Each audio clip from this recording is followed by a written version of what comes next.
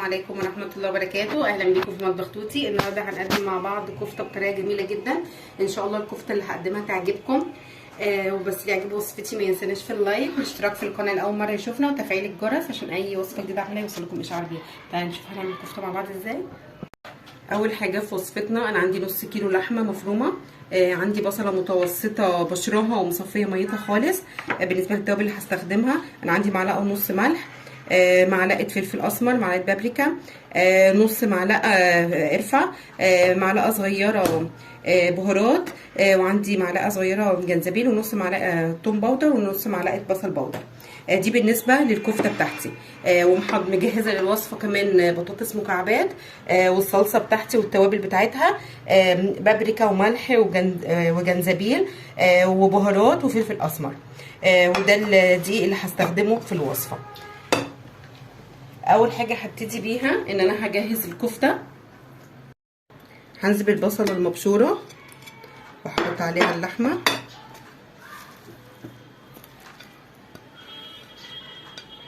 واحط كل التوابل اللي انا مجهزاها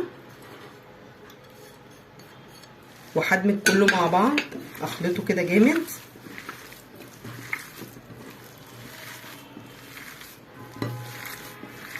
لحد البصله واللحمه المفرومه والبهارات كلهم يندمجوا مع بعض. انا خلاص قلبت الكفته بتاعتي كلها لحمه مفرومه. هنكورها بالشكل ده كده ونبدا نعفرها بالدقيق. هعمل كذا كوره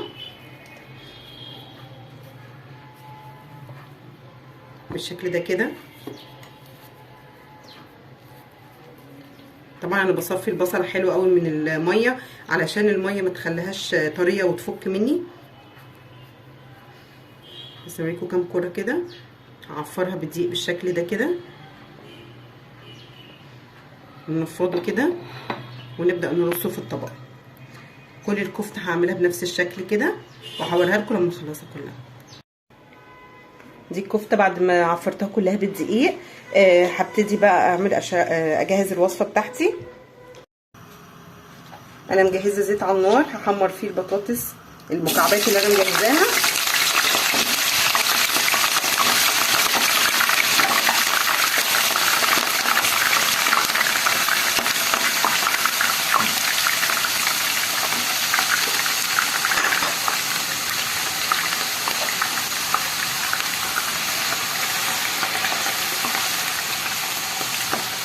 اول ما تتحمر معايا وتاخد لون اصفر هطلعها على مناديل.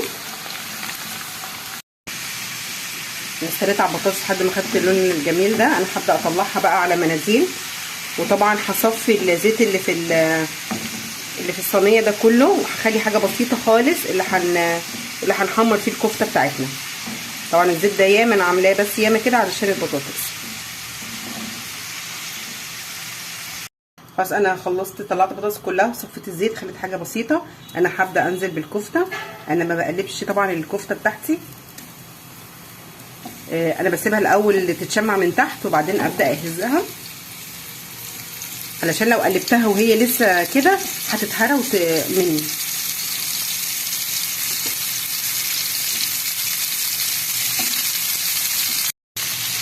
خلاص انا رصيت الكفته كلها. انا هبدا بس اقلبها بالطريقه دي كده، ما بنقلبهاش معلقه ولا حاجه علشان خاطر ما تتهراش مني، تبدا مستوظه كده كور زي ما هي. بس بقى لما تتحمر وهنشوف هنعمل ايه مع بعض. انا حمرت الكفته اهي كلها بالشكل ده كده.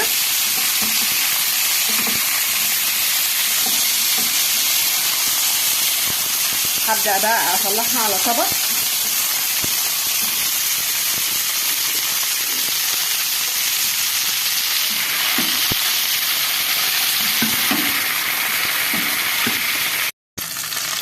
بعد خلاص ما طلعت الكفتة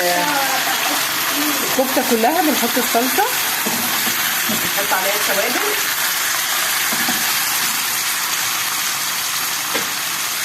نقلب بس فيها التوابل الاول والملح بالشكل ده كده.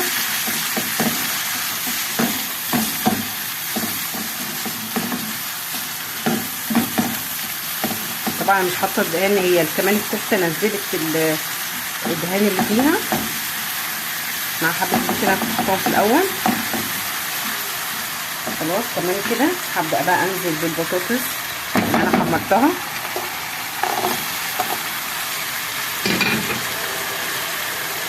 هقلبها كده بالشكل ده كده، وبعدين انزل بالكفته بالشكل ده.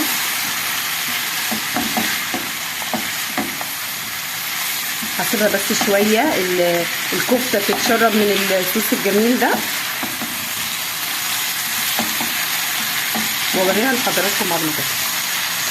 دي الكفته بتاعتنا بعد ما جهزت. الكفته ما اتفكتش ولا حاجه طبعا، عشان اتبع بس الخطوات عشان تطلع مظبوطه، والبطاطس عشان حمرتها حلو. هي كده بقت جاهزه تمام. ممكن طبعا اقدمها مع رز ابيض. هي وصفه جميله جدا، تستاهل فعلا التجربه. ان شاء الله الوصفه للكفته دي تعجبكم، وبألف هنا.